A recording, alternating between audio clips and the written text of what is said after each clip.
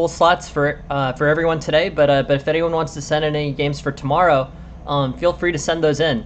Definitely interested in seeing some more games. I was thinking I have a little bit of instructional material prepared as well, but please, anyone who's interested, send a game in to me either on the Discord or on either of the Discords or on chess.com or on the Slot sign up sheet. Whichever you prefer. But plenty of open slots for tomorrow, but full for today. Our first game today was sent. I think it was sent by Really Why Bov, but it's a game between two people from the chess study group. So I can't remember which one of them was the one who sent it to me, but it promises to be an interesting game. The first, I guess, we should probably take it from White's perspective, since we were looking at the 1G3 theory yesterday or maybe the day before. But 1G3 D5 tends to be the most frequent response to this opening. Let's learn that theory. It's a flank opening from White's perspective, so it'll probably involve giving Black center control and basically a spatial advantage in the center. But overall, it looks like an interesting and playable opening, and potentially something that White could use to transpose into either an open, either a game where there's control for the center, or hey, good morning, Really Why Bob. You're number one on the list. This is your game here. This is the one you played against Hans-Joe Hilbert Wolfgang. But two people from the chess study group stream. So I'm definitely excited to see this game. I was interested, actually, after we looked at that G3 game before. I was interested in seeing more games out of 1G3. It's pretty interesting. I mean, it's basically it's basically a modern or perk type modern or perk type opening,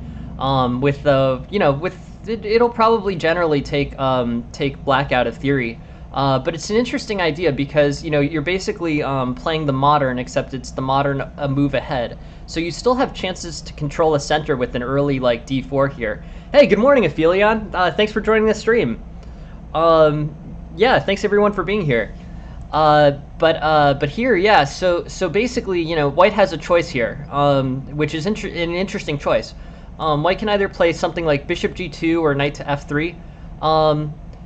Yeah, sure. I'll post that right now. It's a slaughter link. I'm still sort of figuring out what we should do between Discord and.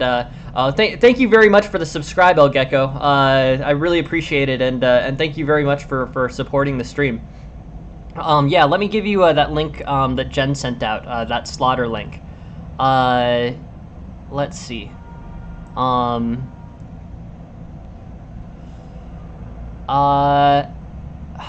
Okay. Since I can't really find the link super easily, and that's definitely my fault, here's the link to the Discord. Feel free to submit games on the Discord in like the game submission section. I'll confirm with the time when you send one, but that'll work. The slaughter link works too. I think we're gonna come to kind of a decision on exactly how to handle game submissions in the next week or so. But that'll definitely work. No, thank you very much, El Gecko, and thanks so much, everyone for being supportive and helping the stream work. I mean, this really works the best if it's if we have a lot of viewer games and we have a lot of viewer material. So thanks all for the help, and thank you very much for supporting the stream, and thanks for the subscribe, El Gecko. I appreciate it. So in this opening, there's a pretty interesting thing going on. Basically it's a flank opening for White, but unlike the modern, White can still make plays for center control. So I think there's basically like kind of a division here between the opening lines. The two most common are Knight F3 and Bishop to G2, both moves that develop pieces and don't directly challenge the center with a pawn. But I'm kind of curious because I think what's played in this game is D4. Yeah, and D4 is actually really interesting because it's basically not it's not the same general concept as a modern or perk. It's basically like it's basically now a queen's pawn game in which white has played g3. Like it doesn't really matter which move comes first between g3 and d4. It's like a queen's pawn game where white has made the choice to develop the bishop on the fianchetto first. The other moves like the immediate bishop to g2 turn this much more into a modern type game. So it's interesting. d4 was what was played in this game, so this becomes a much more center-oriented game as opposed to a modern flank perk. But it's interesting where g3 basically provides the ability to transpose into either, and that's kind of an interesting general concept. Either works, and either becomes a playable game. So here, knight f6, either bishop g2 or knight f3 are the ones that make sense given this move order.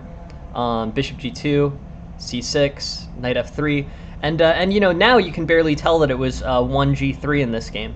It's basically a queen's pawn game, semi-Slav with c6, and white, if he wants, can play c4 the next move. c4 is a little bit complicated here because it's not like a normal queen's gambit where white can basically almost completely secure the recapture of the c4 pawn. But here, with knight f3, it's much more recognizable as a queen's pawn game than it is as a 1 g3. So it's interesting how white has that choice: either make it a flank opening or make it a queen's pawn game with a fight over center control and pawn structure. So bishop g4, castles, and then basically their first move that's sort of a deviation from theory.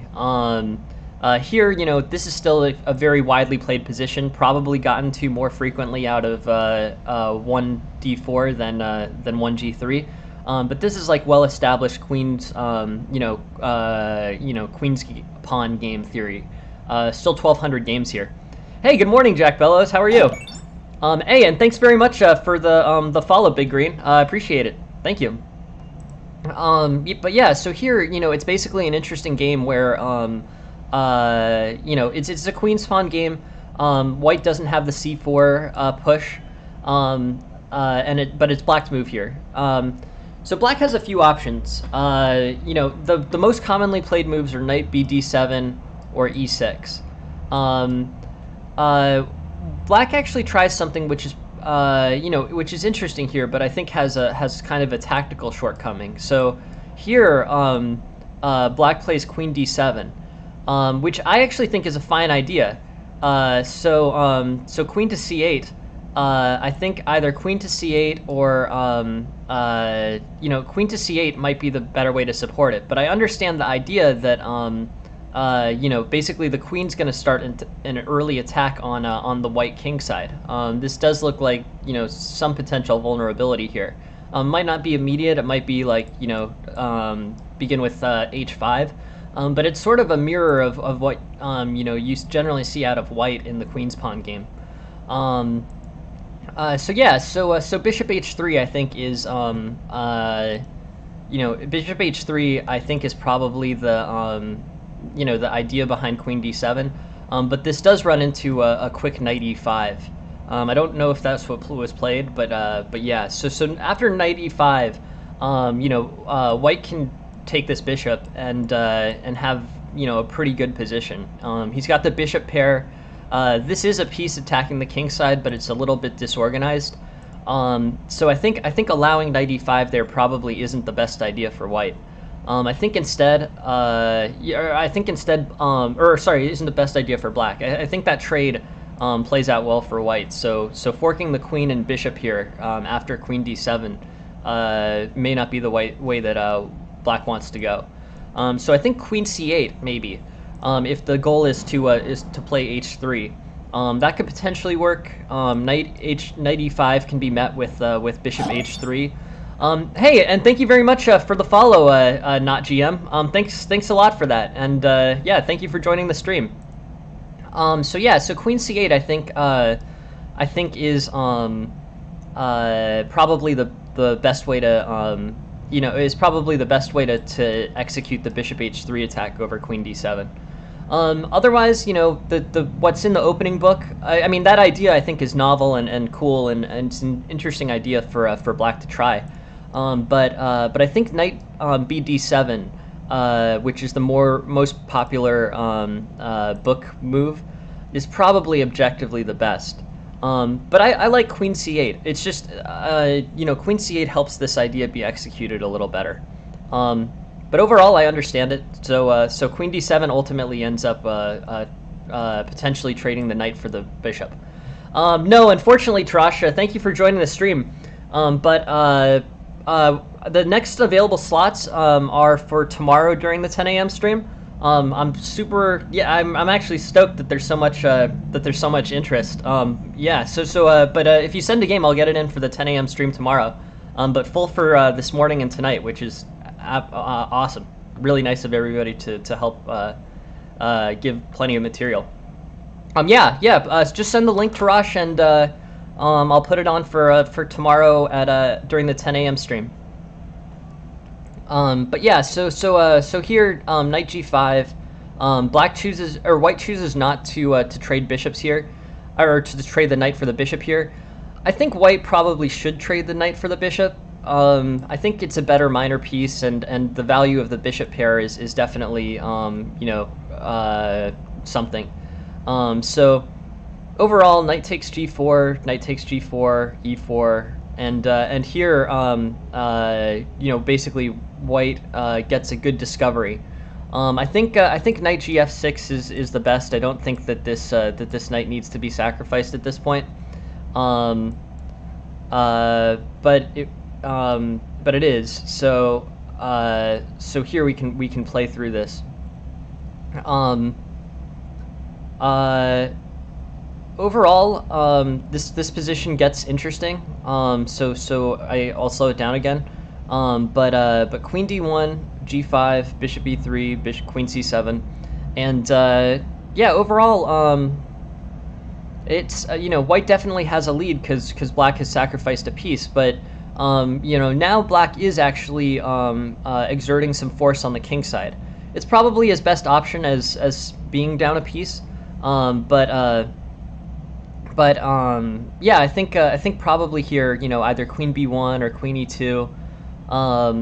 This position overall is pushed much more towards equality because black is able to secure the quick kingside attack that he needs. Thanks Tarash, appreciate it. I will I'll add it for tomorrow at 10 a.m. Thank you. So f5, d5, knight e5, bishop takes a7. And now black basically with this open f3 square has a good powerful outpost for the knight. This is going to create some opportunities. It's in for that time slot, Tarash. Thank you very much for no problem. But it's added for tomorrow's stream at 10 a.m. Thank you very much for sending it. So knight f3, I think knight f3, king h1, and overall, white has a piece advantage here, so he has a lot of material that he's able to sacrifice. But overall, this f3 posting of the knight offers white some serious positional compensation. King h1, h5, bishop g2. And black is attacking aggressively. I think with sound play, white will be able to ultimately, hold this advantage. But this is pretty tricky. Requires good tactically resourceful defense by white. He gets it. He gets he does this through a counterattack on the king. But this is complicated. I want to take so it's a good win for white, and an interesting game for sure. So I think an error here was black probably shouldn't have allowed the knight e5 move. Knight takes g4 moves the game to be better for white. Bishop, what ended up playing out offered white more center control, and the knight ended up taking the bishop anyways. I feel like from here, after the knight is exchanged for the bishop, white is somewhat better. White challenges for the center, and then black hangs the knight on g4, or sacrifices the knight on g4. So overall, white's gotten the better side of this opening. That said, black makes a good effort attack. It's black's best. Black, who's now down a piece, is correctly aiming for an aggressive kingside attack where he might be able to equalize materially. Maybe I want to stop this game at the point where it gets the very closest. But it gets interesting for sure. There's a lot of tactics here. E takes f3 seems to equalize for black. Rook f2, I guess, is the response. Bishop f2 can't be played because this h2 pawn's getting threatened. Rook f2, and then bishop d6, and then the rook can't play to g2, but the rook can play to g1.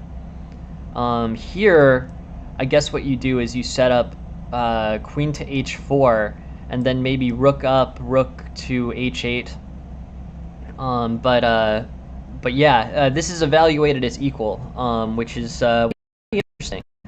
I guess I'm trying to think of exactly how black ends up matching this, but we will see. I mean, this obviously, if white gives back a piece, then sure. But I'm sort of interested in like the ideas that are like rook h7, rook h8, threatening the h2 pawn. I don't know how black's gonna defend that against enough pieces, because I'm just sort of counting them. But like, let's say like bishop to d4. Hey, yeah, thanks, Gobar. Yeah, thanks for stopping by. The Candidates is a good tournament. I was actually watching John Spielman's stream. I thought he was handling it pretty well. I do think that he can provide pretty insightful analysis to a Grandmaster game. But anyways, free shout out to John Spielman's stream on the Candidates, because I think he handles that topic pretty well. Yeah, he's he probably is at the end of the day. But I enjoyed his stream, and I thought he explained he's really got the the chess credentials to cover that in a sophisticated way. He's kind of it's tricky to watch the Candidate Masters and to make it understandable to me, even like he does ultimately say like sometimes and then you just have to play chess. And from that point, it's kind of tricky to see. It's kind of tricky to know what he means by that. I guess he probably means like assemble a plan. But I think his streams are great. So I'm gonna give a shout out to him as being a very strong Candidates coverage.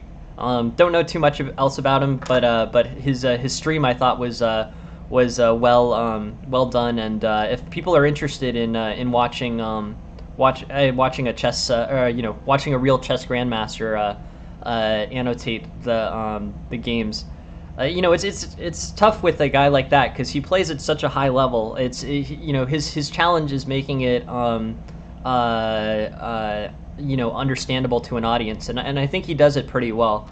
So anyways, that was a stream I was personally enjoying for the Candidates. So anyways, free shout out to him. I think he's doing a good job with that. But yeah, anyways, just an idea. Okay.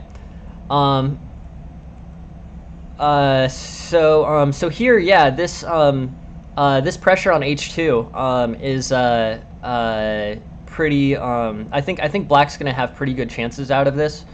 But I'm really curious because this line is not. Yeah, so I guess this is the line that makes the most sense for me. Looking at the black player is trying to get g3 and then potentially g2 played. So when I see equality here, I sort of wonder about. I mean, but anyways, this is a really interesting position. But when I see equality here, I wonder about the practical comp of black. Um, so black was able to down a piece, get a pretty solid attack going. But ultimately with bishop g3, white finds a tactically resourceful defense. Really tactically complicated position. But yeah, let's take a look after g4.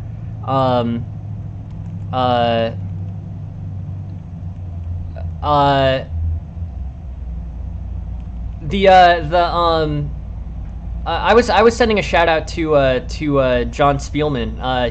He's a really good commentator for the candidates. I'm not a GM. I'm an NM. But yeah, I thought John Spielman made a pretty understandable general. I thought he did a good job with that. Yeah. So anyways, I was getting a lot out of that stream. So I think nah, you know, honestly, I think that, I mean, the only thing is important to me is making the material free.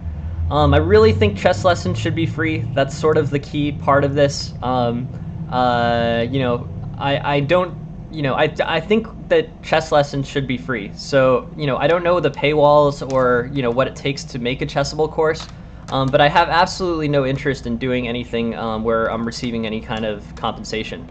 I want to make my lessons completely free, and I want that to make everyone else's lessons completely free. So yeah, anyways, that's the idea. I enjoy doing this. This is fun for me, and I think big picture, you know, chess lessons can be free, so they should be free. That's why I'm doing this. I'm hoping others will take this idea and run with it. Anyways, let's see. So here, mostly tactical study, to be honest. You can pretty much get to 2000 studying almost exclusively tactics. You need to be very careful. I really appreciate all you guys being supportive, and that is the goal here. You know, my ideal situation is one in which you know, a bunch of GMs start giving completely free lessons, and then you know, my analysis becomes less important. But that's my thinking on this. I think I would get a lot of benefit out of that, and I think a lot, you know, the rest of the world would too. And I think it's possible. So that's the logic. Anyways, this game is very interesting, super tactical. White gets that early lead, but black, you know, has this great attack down material, and I think it's great. I think you know, both sides had some really good. White had good tactical. So in order, black, I think, made some errors in the opening. White gets an attack going. Or basically black gets an attack going down material. It's a pretty good attack. It looks like it plays out to equality according to the engine, but I don't think we have time to calculate it all the way through.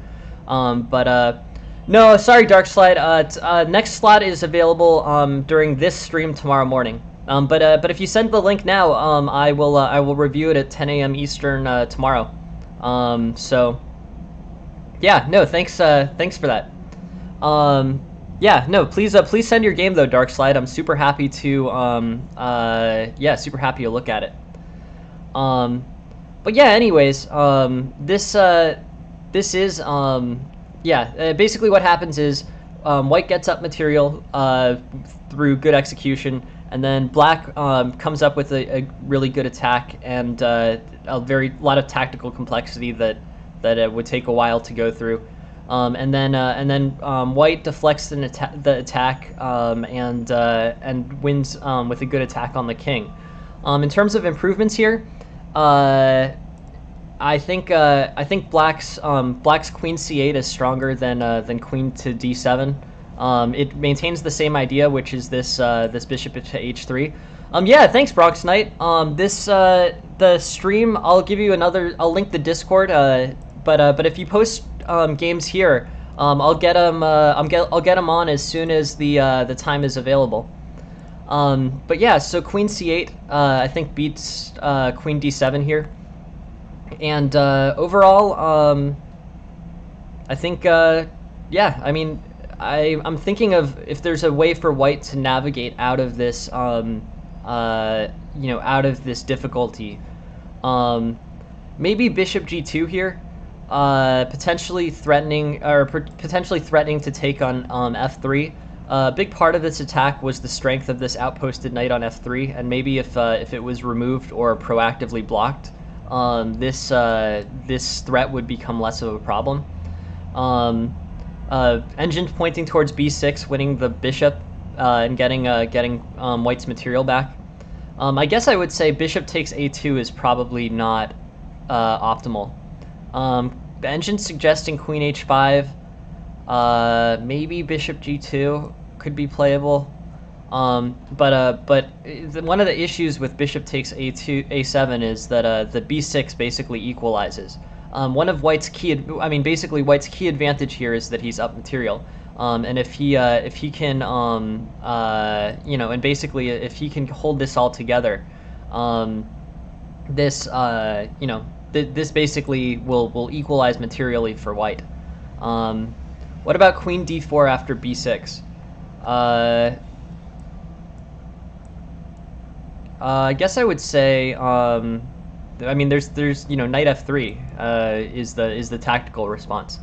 But yeah, so I would point towards bishop takes a7. No, I mean, it's a win, but I think the tactical response here is knight to f, is basically b6. This equalizes and removes White's most key advantage, which is his material lead. If Black equalizes materially, then he's got good threats on the king side. Anyways, that's that. Yeah. There are a few improvements, but most of them are tactical, so I don't think I can improve on what the engine will give you on that. But from a thematic idea, basically playing bishop takes a7, which secures a pawn here, this is not the time thematically to do that. This tempo is important, and maybe bishop. I mean, I don't know. Maybe bishop d4, maybe not. I don't know. Bishop g2 seems like a better way to go about this. Bishop takes a7, takes a pawn that isn't worth a lot at a time when when White needs to kind of shore up his tactical defense against this attack, which is definitely going to come in. At the end of the day, really tactically complicated. White gets the better side of it, but an interesting game. But the most thematic improvement that I can offer is I think that playing bishop takes a7 at a time when you're getting aggressively attacked, it's just not the time to do that right here. So bishop to g2, I think is probably an improvement. The engine's suggesting like queen h5, or queen h5 to get the queen off of this d file, which could be dangerous. But overall, I think I think White played well, and that's good for him. Good game overall. Black did well after that material. But thank you very much for sending that, Bob. And yeah, please keep sending games. Hilbert, also please keep sending games. They're all interesting and instructive. But thematically, I would just say, if you're on the side of an attack, if I think as a general concept, if you're on the side where you're receiving an attack, it's not the best time to try to win a small amount of material.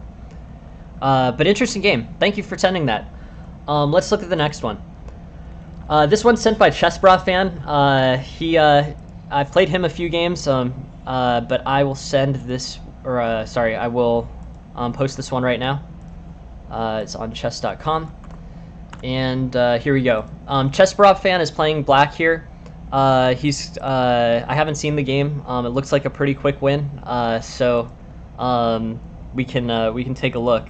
Um, my guess is that there aren't going to be that many improvements that can be made here. Uh, this is pretty tactically complicated. Wow. Okay. Cool. Yeah. So an 11 move game from Chessbra fan. Interesting. Um, let's look. So it's the yeah, Petrov's gambit, knight to c6, and that's sort of an interesting opening. Basically, the Petrov's is interesting because there's not really an ability to improve much on. Yeah, no. I think you played well. I mean, it's a good game, and like every other game, it has plenty of things to improve on for both players. But yeah, thank you very much for sending it, Bob,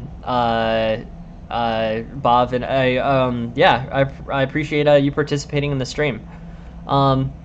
Yeah, this is pawn takes c6, bishop c5, bishop takes f2, knight takes. Knight takes, by the way, is very playable here. But it's kind of interesting because up until no, it's all good. Yeah, so I guess this is sort of memorized. Like this is basically queen f6, queen f2, and overall, I mean, this is sort of complicated, right? Like knight takes e4, king to f3, castles. Interesting. This is pretty interesting, the way that this goes. Bishop c5, h3, bishop takes f2, king f2, knight takes, and then overall, yeah. I don't know. I guess this sacrifice is unsound. Things are going very well for white until they aren't. But yeah. Hey, thanks for joining the stream, Kiro. So yeah, so queen f2, king takes, rook there. Interesting. But yeah, I think this opening is kind of unusual, so we can study it. Knight c6, the real Petrov's gambit. In terms of options here, this is a 1 in 1,000 game. The book response is d6, queen e7, and knight takes e4. I've seen both of those. But knight to c6 is interesting. I guess yeah, knight to c6. Let's look at it. This offers white an advantage of about 1.7. This has to probably be this has to be better for white. But black comes up with a pretty good attack. This bishop takes f2 is interesting. Yeah, 1.7, but there are some open lines coming in on the f2 square. Hey, good morning, Justin. Thanks everyone for being here. Yeah, bishop to c5, and then maybe bishop to e2, but yeah, I mean, white's gonna have to deal with a pretty, an aggressive attack here. Black's shown that he's interested in sacrificing material for an attacking position. So what is white's best response? Bishop to e2 or c3? Maybe c3. Yes, Justin. That'll be on for tonight. Yeah. We'll definitely get to that one, Justin. Tonight at 6:05 p.m. Eastern. King f2, knight takes e4, king f3. But yeah. So where's white's error here? Bishop takes. Offers black aggressive compensation. I think it's just in moving this king up, right? And bishop e2 is not the right tempo. With bishop to e2, one of white's key escape squares gets eliminated. White can no longer use e2 as an escape for the king, and in a position this sharp, white needs to basically come up with a move that's gonna try to defuse the attack in some way. So maybe king maybe g4 here. The engine is suggesting queen to e1. I'm just kind of curious about the g4 eval. G4 and f5. Okay, f5, yeah. f5 refutes g4, so not g4. Queen e1. I'm also kind of curious here about, king e2 potentially. This is dangerous. Yeah, I mean, black sacrificed a whole piece for this, but this is some sharp play that that white's going to have to respond to. King e1 doesn't look playable, so the king has to move to somewhere on the second or third rank. Okay.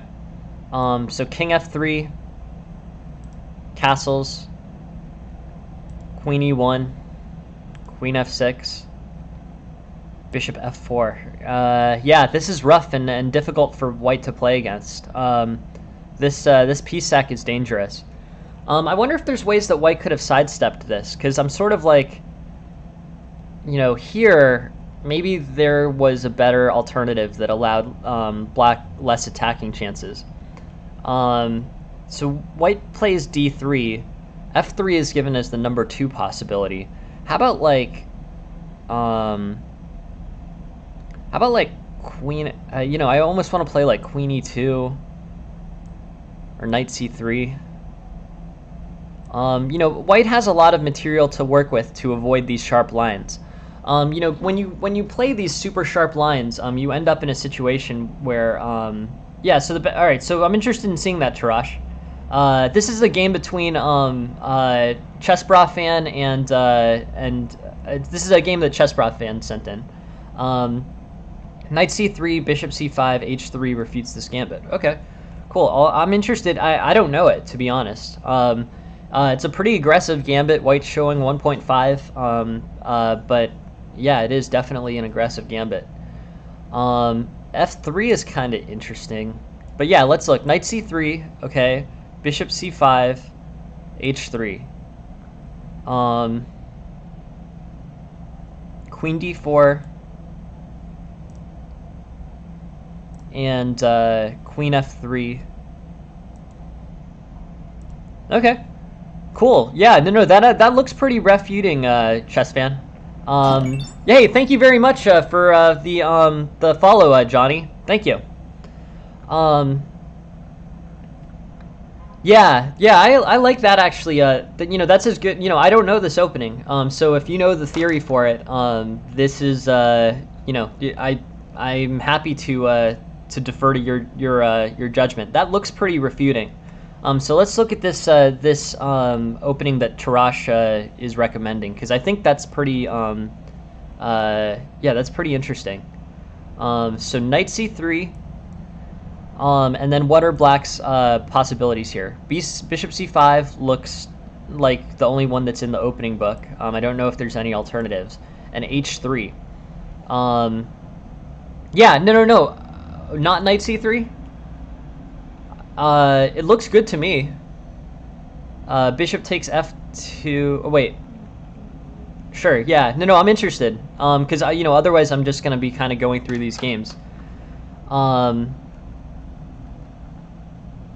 takes d3, bishop c5, h3, and, yeah, bishop takes f2 leads to the same sharp line. Okay. Yeah, you know, I don't worry about that kind of thing, Kiro. Like, it's all, you know, there's not enough money in chess, I guess I would say, to make it worthwhile. Chess is a game that's for fun. So I don't get too upset about, you know, younger people being better. They can be better. It's not a big deal to me. Anyways, it's an interesting question, Kiro. Okay, yeah, so Eric Rosen, I guess, has the thing, but yeah, let's look at this. E5, okay.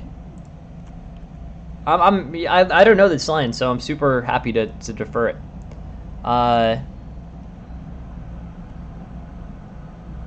Okay. E5, knight f3, knight c6. Okay, d3, bishop c5, bishop e2.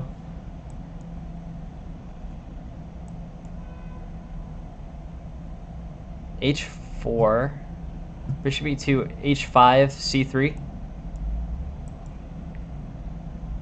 Yeah, this looks pretty good for white. Cool. Yeah. It's good to me. Um, yeah, yeah. Interesting. So yeah, so it's up a pawn, and cool. But yeah, so maybe I guess I'm fine playing that line. The engine is recommending others that that also work. But let's look at that refutation. This is really interesting. Thank you guys for leading into this, because it's actually it's pretty interesting to see sort of how this goes. I definitely don't know it. I'm trying to think of where I would sidestep this. I guess I sidestep this as early as I don't even take this pawn on e5 in this opening. I usually play like either knight c3 potentially, or yeah, or d4. I probably play d4 the most frequently against this opening. So yeah, white does invite this this sharp attack.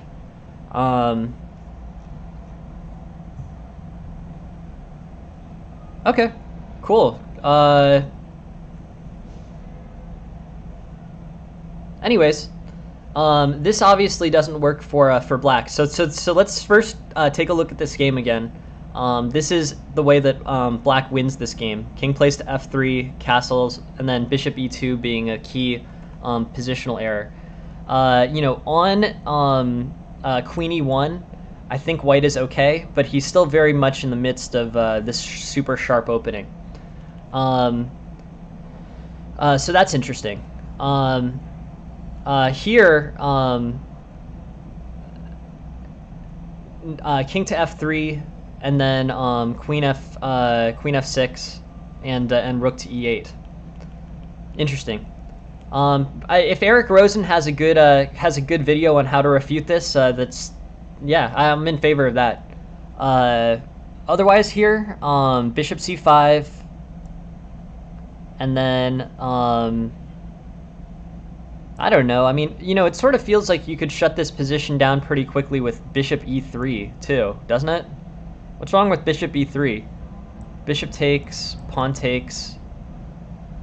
I mean, that's probably not the purest refutation, but what I feel like bishop e3 is sort of yeah. No, it's cool. I'm actually really curious about all these trappy openings, because the thing is, they're not generally played at master level, so it's good to go back and see kind of what no, the thing is, many masters, or at least I don't know these. Yeah, I don't think GMs would know these types of things. GMs might. I think many NMs would not know these types of things, myself included. Trappy openings sort of fade away. Like, you get to about 1800 and no one tries them against you anymore. Sometimes you can get great results. I mean, I remember about a 2100 beating an IM once in a tournament that I played in out of the Elephant Gambit, and I think that's yeah, no, I mean, that doesn't surprise me, to be honest. I think that's tough to play. That playing that way is tricky, but interesting strategy. But yeah, I feel like bishop e3 shuts this down in kind of a in a way that's not very artistic. Bishop takes e3, pawn takes e3, knight g4, and then like g3 maybe, or queen f3. I mean, this is a pretty artless way to do it. Yeah, the GM did okay. Yeah, so I'm curious, what's the refutation to bishop e3? Because that's probably what I would play here, to be honest. That makes the most sense to me. I mean, obviously, I don't even play knight takes e5, but I'm thinking bishop to e3 is a pretty intuitive way to sort of shut down all the aggressiveness here. Bishop takes e3, pawn takes. I feel like that's pretty effective.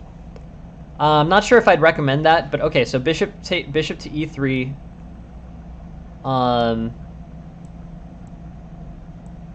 Bishop takes e3, pawn takes e3. Oh no, okay. So bishop e3, knight g4.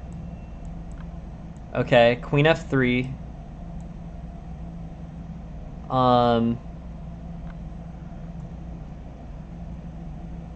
Wait, so knight g4. Wait, I'm confused because it looks like bishop can so bishop takes e3, pawn takes, knight g4, queen f3, queen h4, g3, queen h6.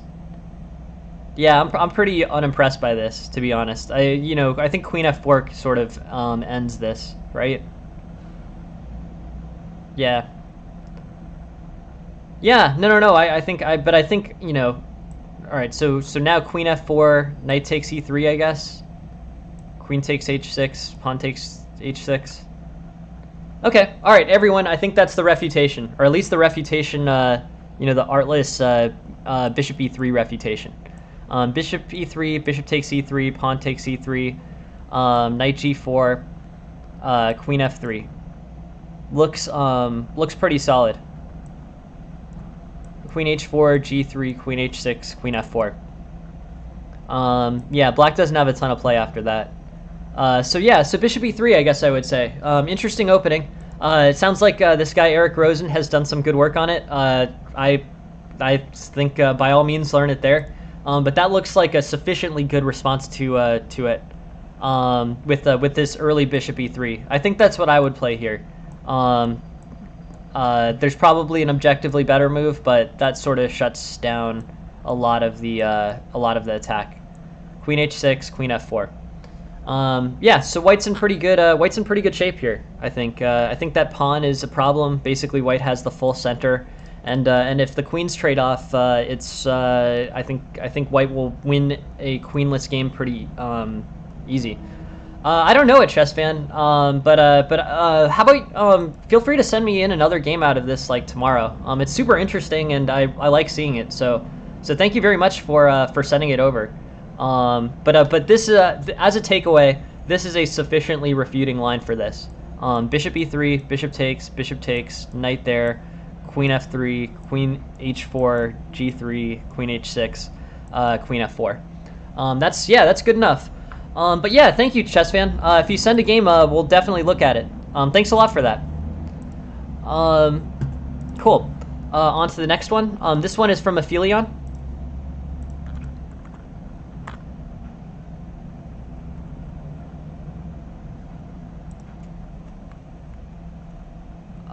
Okay, so this is like Rui Lopez main line. And here, this is some I know this is some pretty this is some pretty tough theory. So yeah, basically here, you're in well-established theory. On move 16 here, there's plenty of games. Yeah, I mean long. Rui Lopez type theory here. So I don't know. I mean, is the best option here memorizing opening lines? Like, I guess that's probably the way to learn this the most effectively. Pawn takes, bishop g4. Yeah, this looks pretty solid.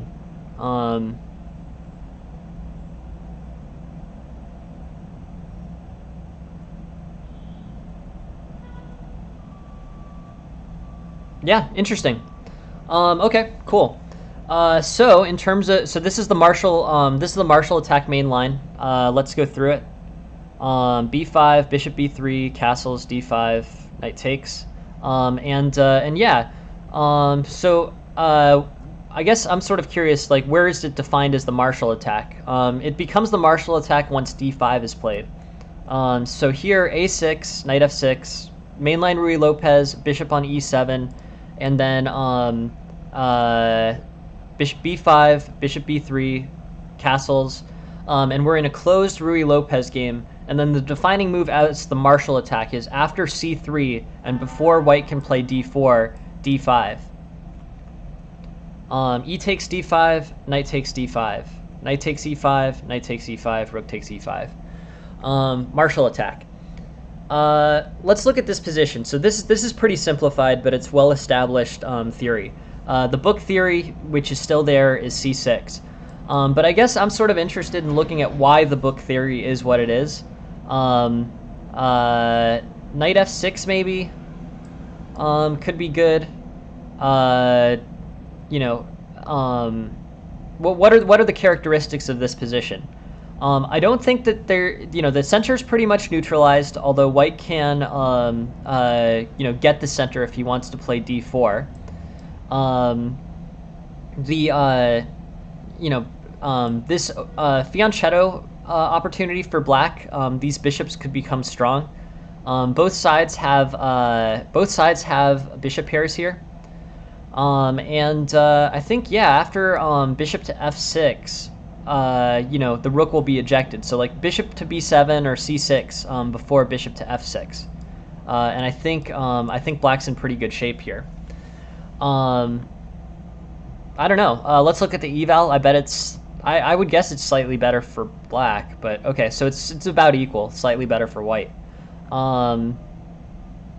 Yeah, I mean, the center's neutralized, but both sides sort of have to establish a plan. I guess, as you look at this type of thing, I'm sort of curious about what to do in terms of, basically what to do in terms of, thinking about the opening as opposed to memorize the, between the Stafford game or brilliant refutation of tricky.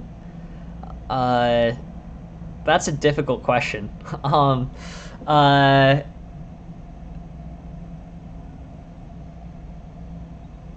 Yeah, I mean, honestly, I don't know what I don't know these lines well enough to make a defined answer. But thank you very much for asking the question. Yeah, I don't know these obscure trappy opening lines. I think it's great that you guys keep sending them because it gives me an opportunity to learn them a little better. But I don't have a pronounced opinion on that. Thank you very much for sending. No, like, it's awesome. It's actually great for me. I get to learn these opening lines. At master level, they're just not played very frequently anymore, and you can kind of get past them in your chess career without ever actually effectively learning them. So it's really cool that I'm getting an opportunity to look at them. It kind of presses me in a situation where I'm not particularly strong, which is the way that one improves. Yeah, no, I mean, I honestly don't know what opening line you're referring to. And apparently, basically, that I don't know, which is completely fine. I'm happy to not know these, and I'm happy to have the opportunity to get to learn them, hopefully with you guys.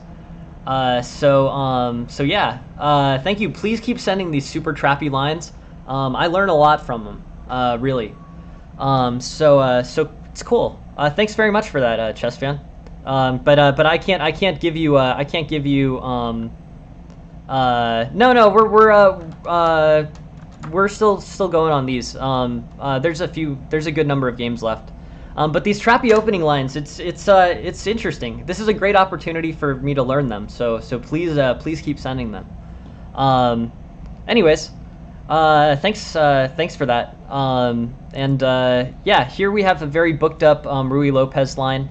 And I think, either bishop c6 is the main line response. But I think, as opposed to memorizing 11 moves of opening theory, let's try to fundamentally think about what's going on here. I think white is probably going to try to start an attack here. White's has better control of the center. d4 is going to give white control of the center for the rest of the game, probably. c5 becomes a push that white will be able to play, isolating the pawn on. Cool. Yeah, no, thanks, Chess Fan. I'll put that in for tomorrow's stream. Cool, thank you. But yeah, so here, c6 is the book move. Black needs to come up with some type of move to move the knight. Knight f6 looks fine to me. c6 also looks fine to me. Yeah, overall, I think it's pretty, this position has a lot of play in it. There's still 1,500 opening games here. But, in terms of, I think in terms of improving in chess, like, it's better to understand sort of what's going on in the position than to understand, the move order 16 moves in. GMs will memorize the move order 16 moves in, but I would say you don't have to get to a pretty high level. But understanding this situation is important. Threats on knight f6, pretty much regardless of what the threat on knight f6 is, c6, white's going to respond with d4 and control the center for the rest of the game.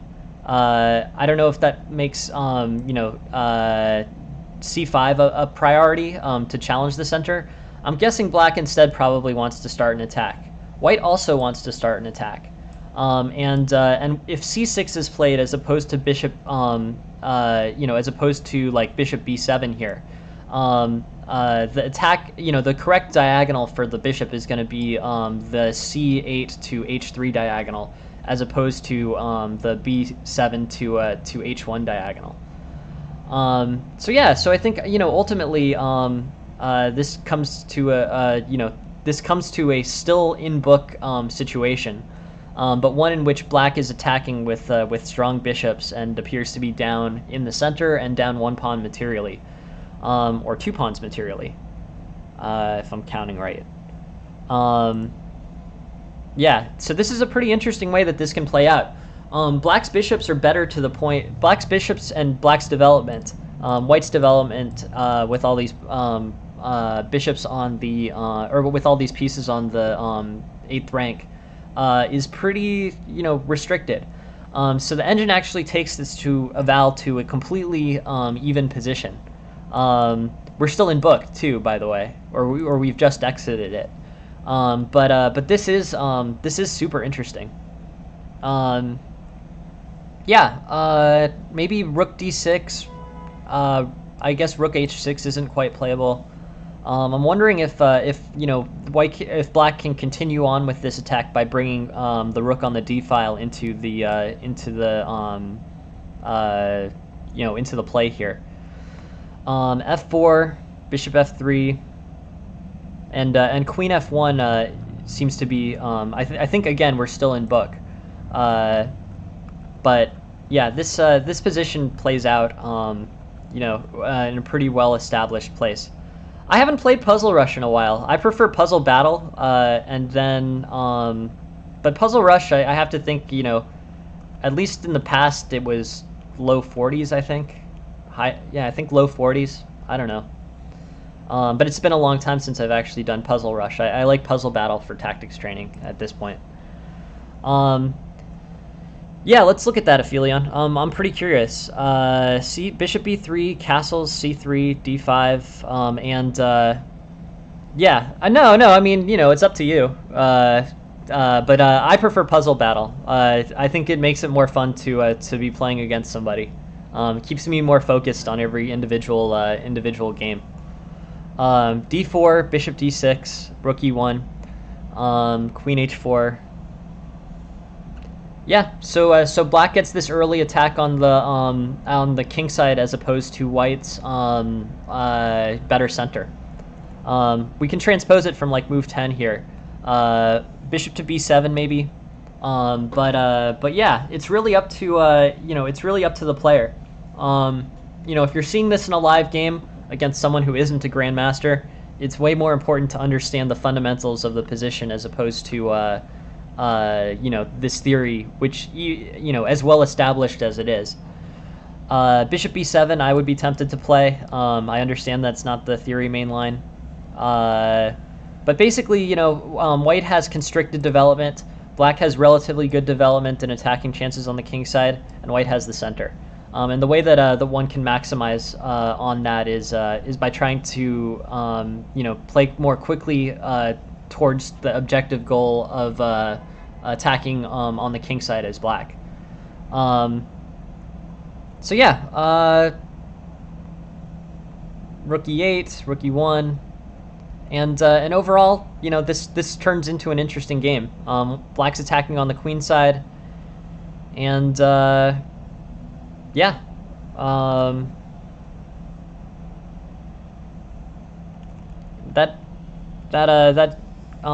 exchange sacrifice felt a little bit unnecessary here. Bishop takes c4 is, yeah, bishop takes c5 is a blunder.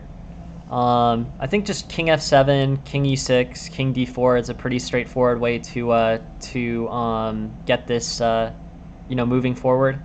But yeah, thank you very much for sending the game, Aphelion. And yeah, this is, I think that's the main difference here. But yeah, well-established theory, and then going in here, yep, yeah, looks like smooth sailing, good chances for black, close to equality. Yeah, very much, thank you very much for sending that game, Aphelion. I appreciate it.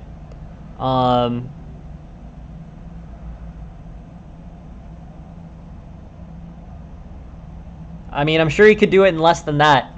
You know, NM is not that difficult. NM, you basically just, if you focus hard enough on tactical study, you can get pretty close to NM almost on that in isolation.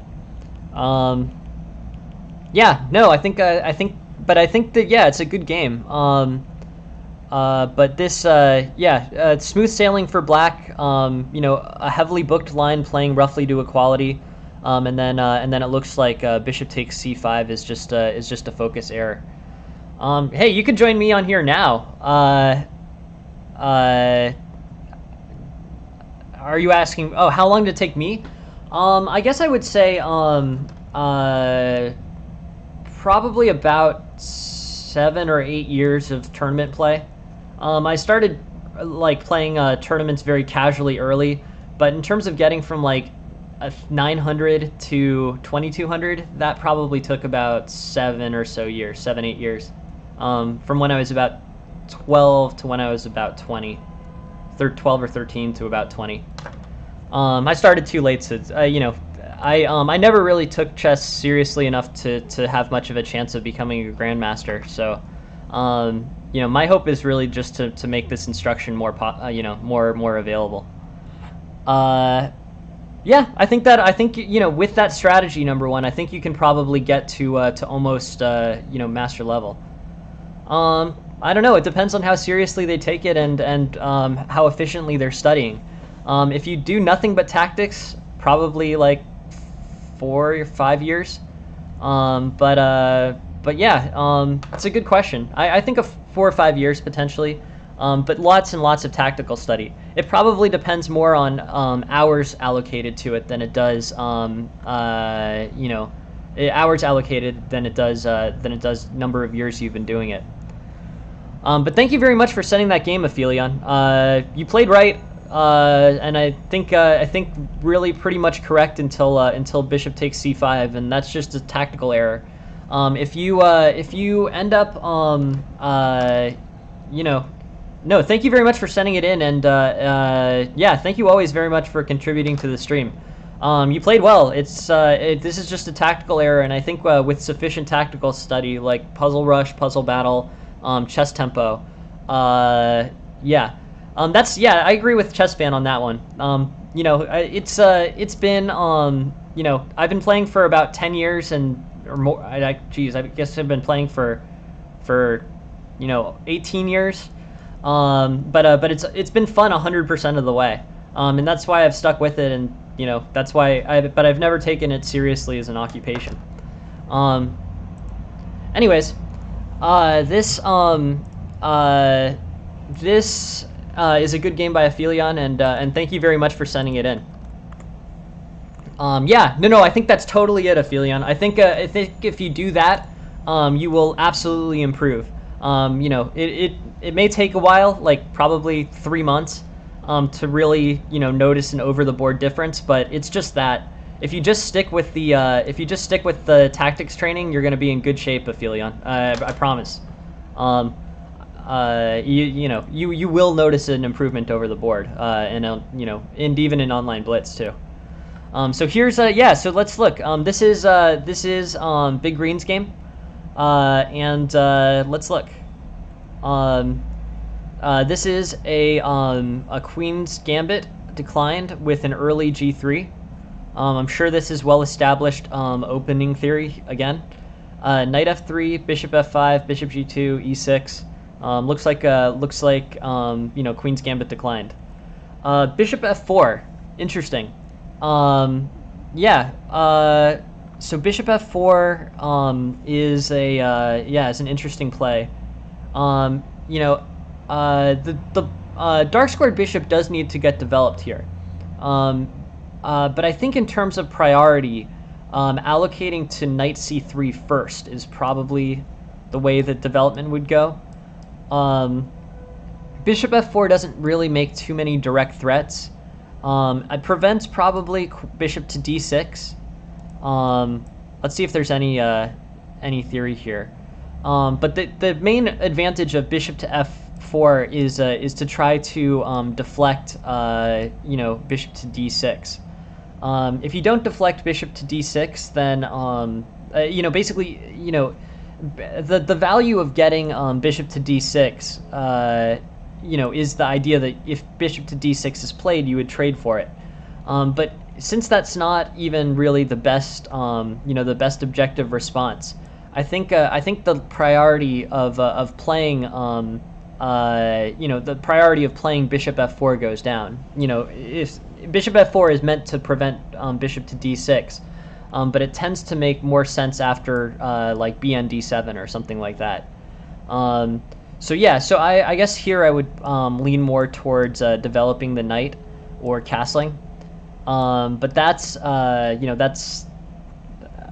but bishop f4 is a developing move. I mean, definitely the priority is developing moves, but I guess I would say that knight to c3 or castles is a better way to handle it.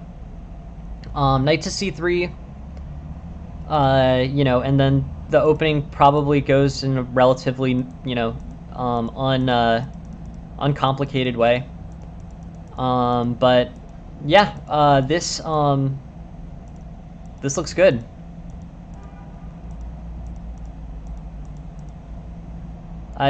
This is the opening theory and not the actual game. But yeah, so let's go back to the game. The game has bishop to f4, which is not the preferred opening book move, but that's okay. It's a developing move, which is good. Bn d2. Yeah, might as well. I think bishop to b4 is probably not black's best response here. Yeah, bishop to d6 is getting recommended. Queen to b6 is getting recommended. But bishop to b4 doesn't really establish any threats, and it helps white to develop the knight that's been undeveloped to this point. If anything, bishop to b4 sort of justifies bn d2. Knight e4, castles, queen a5, knight b3. And yeah, I think white's basically got a pretty good playable game here. Faster development, and an opportunity to advance. So I don't know, knight e5, castles, f3. I guess this idea of playing knight e5 to play f3 and eject the knight from e4 is a valuable one for white. That comes up a lot. It comes up, in a lot of positions that are relatively closed in the Dutch opening. But this tactical thought, knight to e5, f3, is probably the best place. Is probably a good strategic idea. Bishop f4. Pawn takes d5, rook c1. And I think it's relatively equal. What would the improvements be? I think basically this c6 pawn is not super valuable to attack. It basically it does prevent. It basically is well defended. Having a semi-open file for the sake of having a semi-open file is something, but it doesn't really provide the same practical value as something that it's not the biggest improvement that white can make here. the strongest piece for black in this situation is this knight on e4. The knight on e4 restricts development in a few places.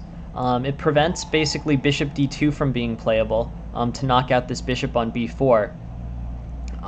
This trade here too, I think is probably not that helpful for white.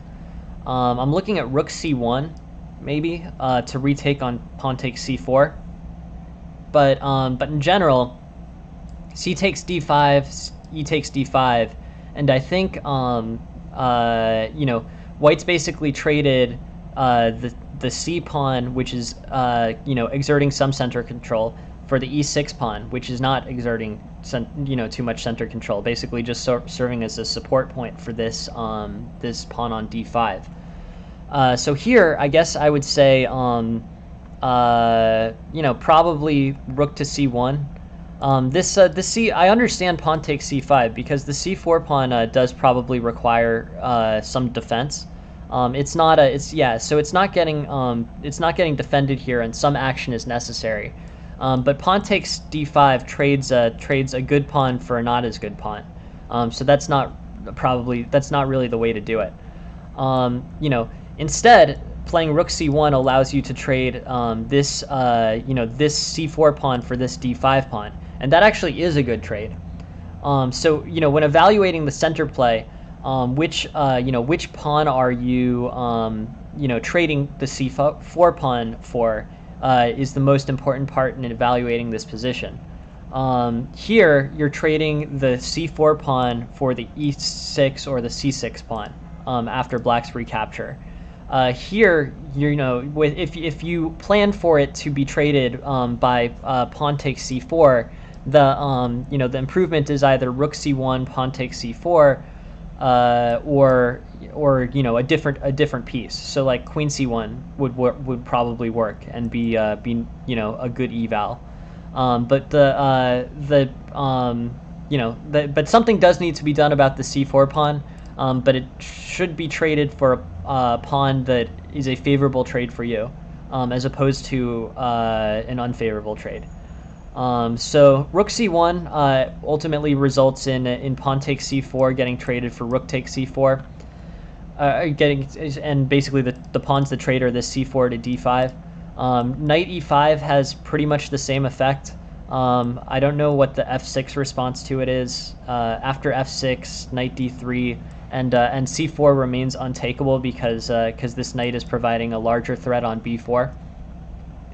But yeah, you know, this c takes d5 and moves like it should be evaluated under the framework of what the ultimate pawn that you're trading for is, and what the ultimate pawn structure is.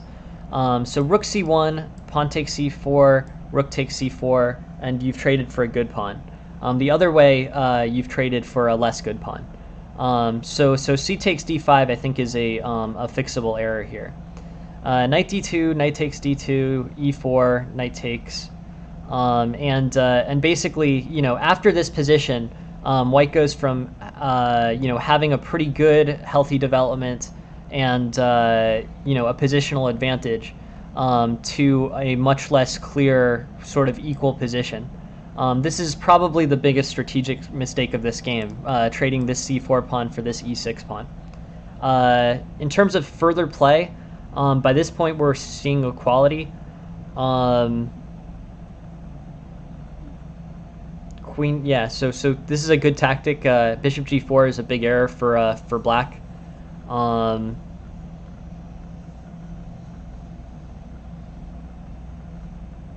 And yeah, you know, white ultimately, you know, capitalizes on some big tactical errors for black.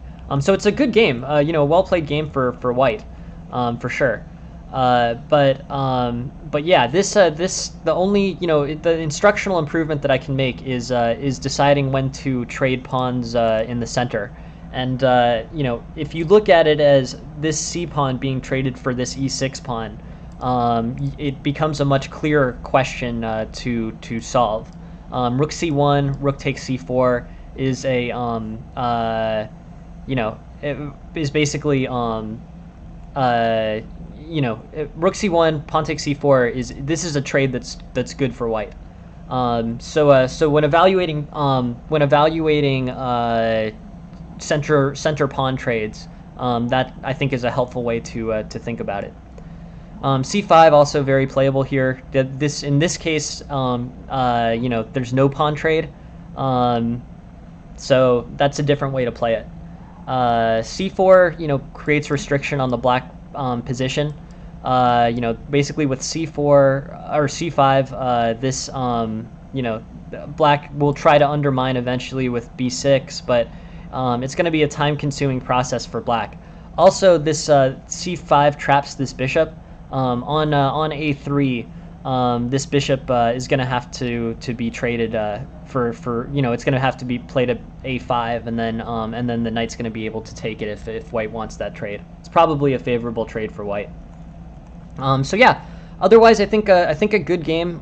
Bishop F4 probably not the best developing move, but a developing move. So fundamentally it makes sense. And then on this trade here. The instructional value is looking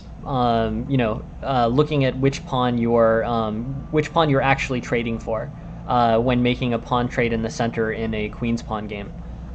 In this case, it's c4 for e6, and the c4 pawn is a lot more valuable there. So I think that trade is one to revisit. No,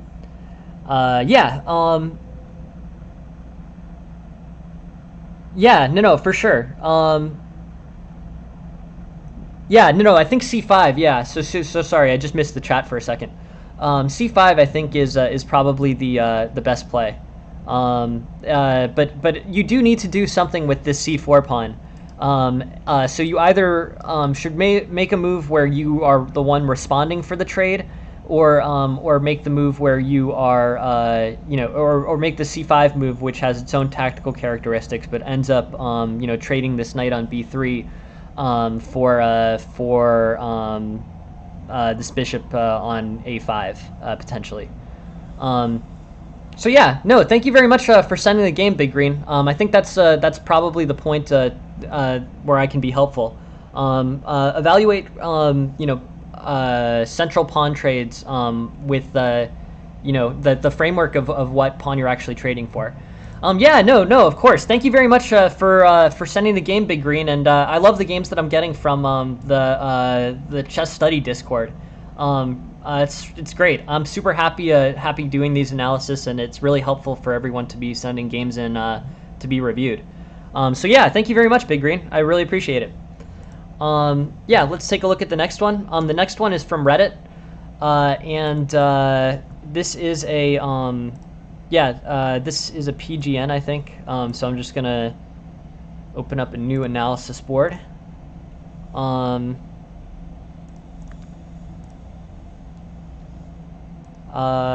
Interesting. Okay.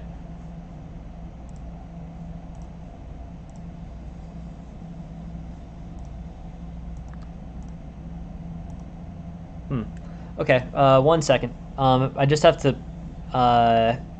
parse this thing, right?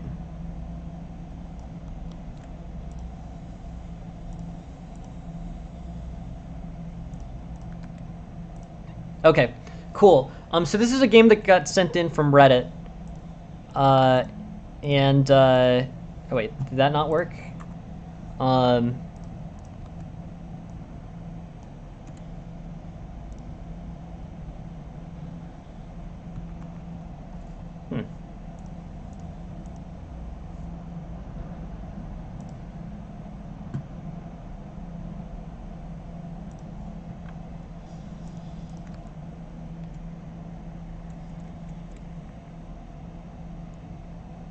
Oh, weird. Wait, what happened with this?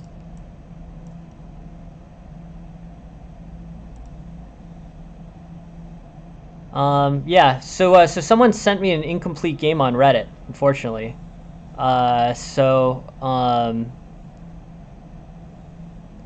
Here, let me try to paste the whole thing as a fen.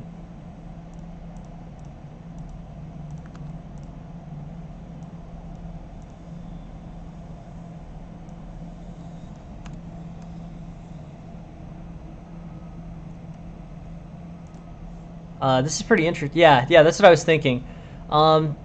All right, we can do this as an analysis. Hold on. I guess it requires a setup here. So let's go through that. This is interesting. No one sent me a game in this format before, so I'm sort of curious about it.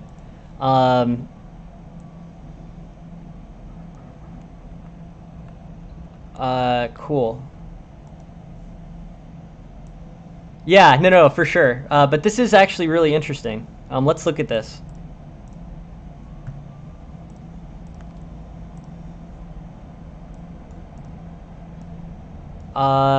Really curious. How does someone parse a fen?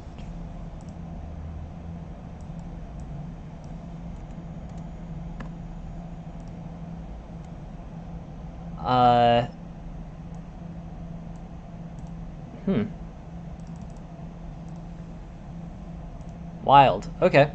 Cool.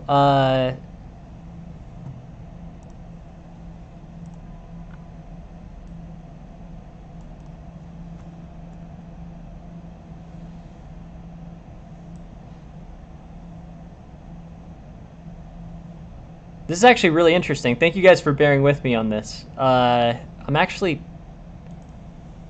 yeah, I'm pretty curious about how this this situation works. Like, it's a really weird, yeah,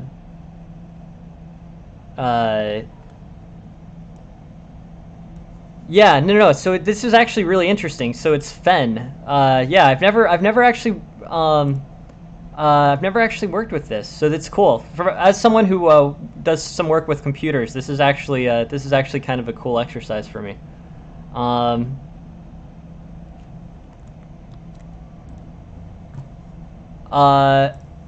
No, I don't. But this is, I mean, I have in the past. But supposedly chess.com, you know, takes fen.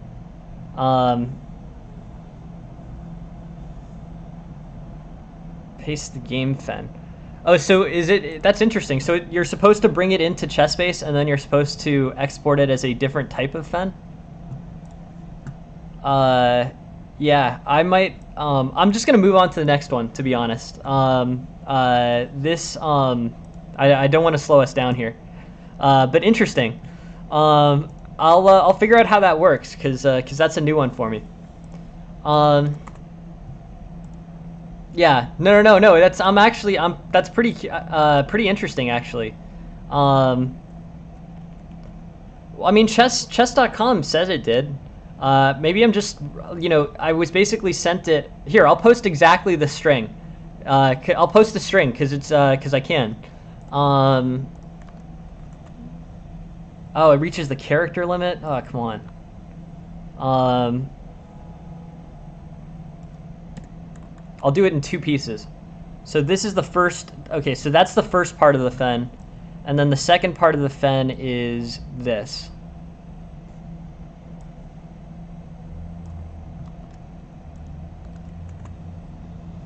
So I posted it in two pieces, but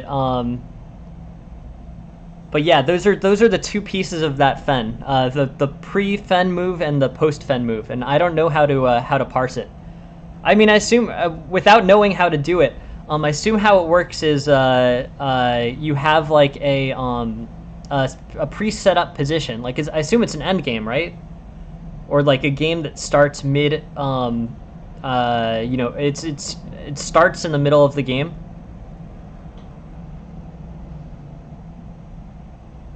Huh.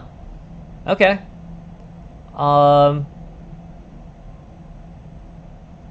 Is it actually that? Because I will parse it that way if that works. Interesting.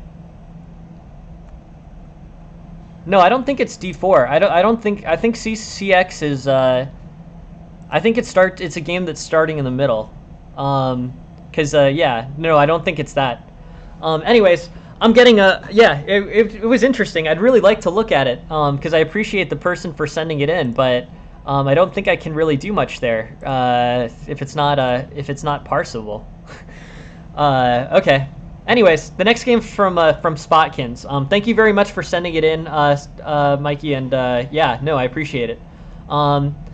Bishop f4 is a response to the Dutch defense. Interesting, and not a line that I know a ton about. It looks playable, but let's take a look at the opening theory book here.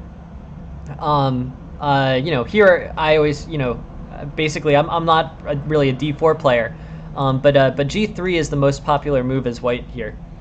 Bishop f4 looks interesting, and there's plenty of games with it. So knight f6, e3, b6, bishop d3. And here, white's got an early bishop development.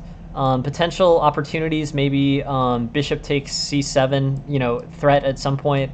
C4, knight c3, knight f3, and basically I see white establishing a pretty standard big center against the Dutch, where white has more center control, and basically black has hit f5 as his main challenge of the center. This is interesting. Okay. So here, g6, queen f3, d5. White is looking solid. Now this, basically d5 sort of invalidates the b6 move. b6 and d5 are not a good pair together, because the main purpose of b6 is to fianchetto your bishop, and with d5 you close the bishop's long diagonal. Hey Hyperion, how are you? Yeah, so that b6, basically, I think d5 is an error here. I think the best play is probably knight to c6. I mean, black needs to play something that responds to this this queen f3 threat. It's probably knight c6, bishop to b7. B6 as an opening move is, it basically, its primary purpose and pretty much its only purpose is to fianchetto the bishop on b7. I mean, it could potentially be used as a support for a c5 pawn break, but yeah, yeah. Thanks, Ryan. If you post it on my Discord, I'll post a link to my Discord right now. In like the game submission section, I will add it to the list. We'll get to it tomorrow, for sure. But thankfully we have a full slate of games for this morning and for tonight. So yeah. So queen f3, d5, bishop c4 is an interesting tactical play. I get it, right? The bishop's not takeable, but I like the tactics of it. But conceptually, it's not that great a move in terms of advancing your position if black doesn't take it. Tonight at 6:05 p.m. Eastern. But yeah, tonight we already have a full set of, I think, 6 or 7 games. So any new games we'll get to tomorrow. But please keep sending them. It's awesome to have enough material. It's great. I really appreciate everyone's participation and helping out. So yeah, so d5, bishop c4 is, I don't think, is the way to challenge d5. You may not want to challenge d5 here. d5 is a move that causes black some problems. This d5 makes bishop b7 weak, and that is something that helps white. So bishop c4, considering that it's well enough defended that bishop can't really play bishop takes d4, is a little bit. I think there's better developing moves that move white's position forward in a more straightforward way. If you want to attack, I think h4 is a good opportunity. This king, often sees some problems in the Dutch opening. H4, h5, pawn takes g6 offers white some good attacking chances. I think, I understand bishop c4, and definitely it's cool to try to get that rook, but I think h4 is an attack that's a little bit more substantial. But yeah, so overall, I think basically white's got a pretty good position. Bishop d3. So bishop b7 now, and then bishop b7, by the way, doesn't really stop this this pawn takes c4 as being untakeable. Then it would just be queen takes b7.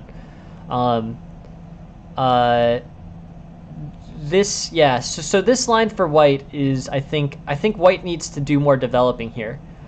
This bishop maneuver is interesting, and it's good to get attacks in.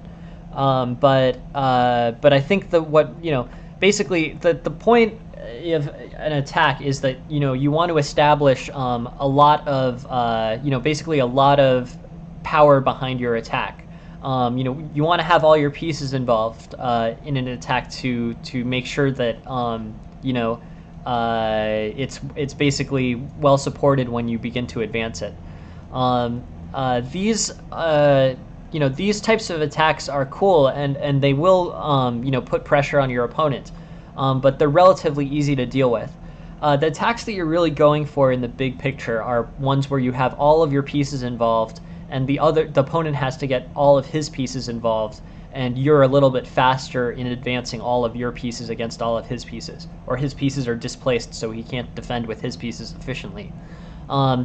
These types of small attacks, may win you a few games, but they're not really what you're going for at the highest possible level. So here I would advocate like knight to e2, knight to d2, knight to c3, but things that attacking is great, but you don't want to play attacking moves that are easily responded to, or responded to in ways that will improve your opponent's overall position. So there are actually some very interesting early attacks in particularly the Leningrad Dutch, but they are like h4, h5, and you can put a lot of pressure on the black king side quickly. But it's an interesting idea. No, that's interesting. I don't know what that is. I coded it from I used React, but yeah, it's a React-based app. React is a good framework.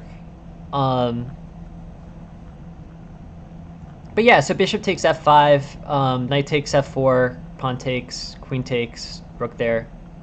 And white ends up getting a very early win here. So yeah, this aggressive attacking strategy will definitely win you some games. It's great that you saw the bishop takes f5 tactic. That's solid. Good work, capitalizing tactically on that. But in terms of early attacks against the Dutch, there are some fun ones that you can do, but they involve like h4. And actually, this is a great win. But just since we have a few minutes here, I'm super. I think I can show you some cool h4 related attackings here. d4, f5, and then there's some crazy lines. The Dutch has a lot of crazy lines actually, which are pretty fun to play. I think knight f3, knight f6, c4, g6, and now there's some stuff that comes out of h4 that gets super dangerous. Yeah, so this is an established Dutch line. So let's just sort of go through what happens here. I don't know who wins this game, but if you want to put get a lot of practical compensation against the Dutch, you can do it in this way.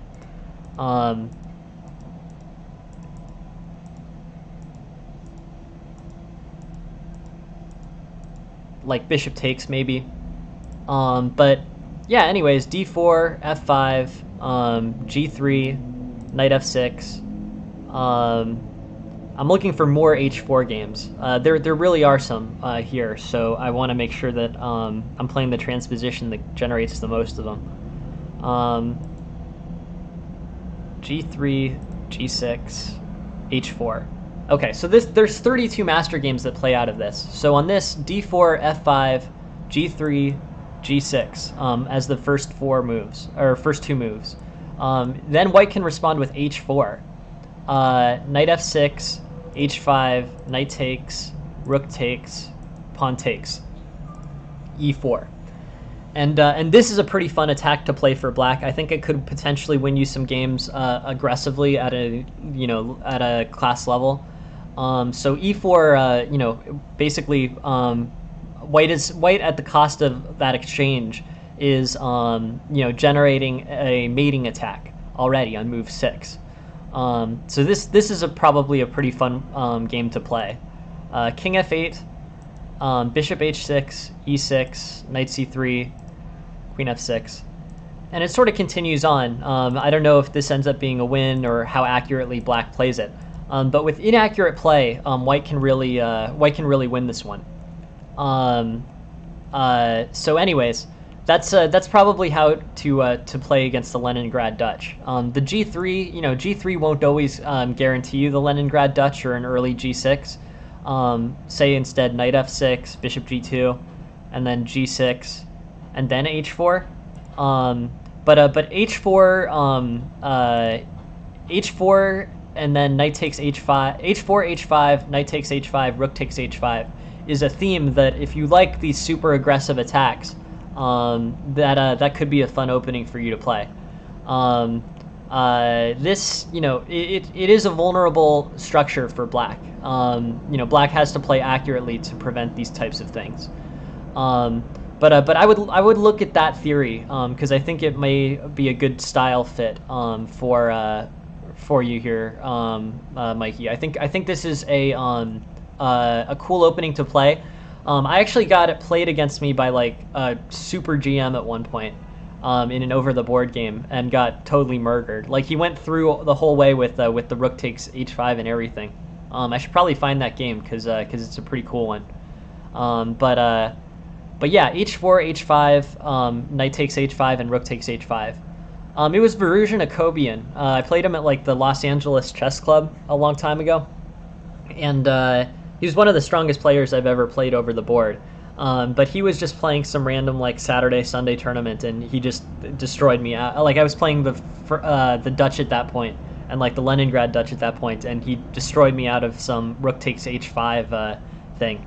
If you're a good tactical player, it's an opportunity for white against the Dutch to really show off your tactical strength. Yeah, no, it was pretty monstrous. Like those guys are just so good. But yeah. Anyways, if you're looking for like a good aggressive attack against the Dutch, there's some fun ones that involve h4, h5, and rook takes h5. So if you have a minute, you can take a look at some opening theory, trainers for that. But anyways, yeah, h3, bishop e7, g4. Yeah, overall, this is a good game, a good quick game, good win here.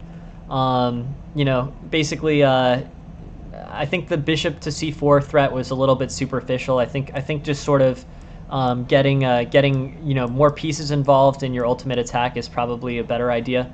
But here, yeah, you end up capitalizing with the strong bishop takes f5 move, and after bishop takes f5, white's in a pretty good position, and ultimately gets a mate on move 16. So obviously that worked for you, which is the most important thing. Yeah, I would look if you're looking for kind of these aggressive attacks that might get you some quick wins, cool looking wins at class level. There's some good material out of the h4 advance against the g6 Leningrad Dutch. But overall, yeah, I think good game, cool, good win out of 16 moves. It's always awesome when that happens. So yeah, thank you very much for sending it in, Mikey. I'll try to figure out what's going on with that corrupted game. I don't know exactly what that is, but thank you very much for everyone for sending in games and for participating in the stream. My next lesson is at 6:05 p.m. Eastern. I hope you guys can make it, and please keep sending in games. Anything you send in, we're gonna get to tomorrow. So thanks very much for being here. Have a good day, and I'll see you hopefully at 6:05 p.m. Eastern. Thanks. Bye.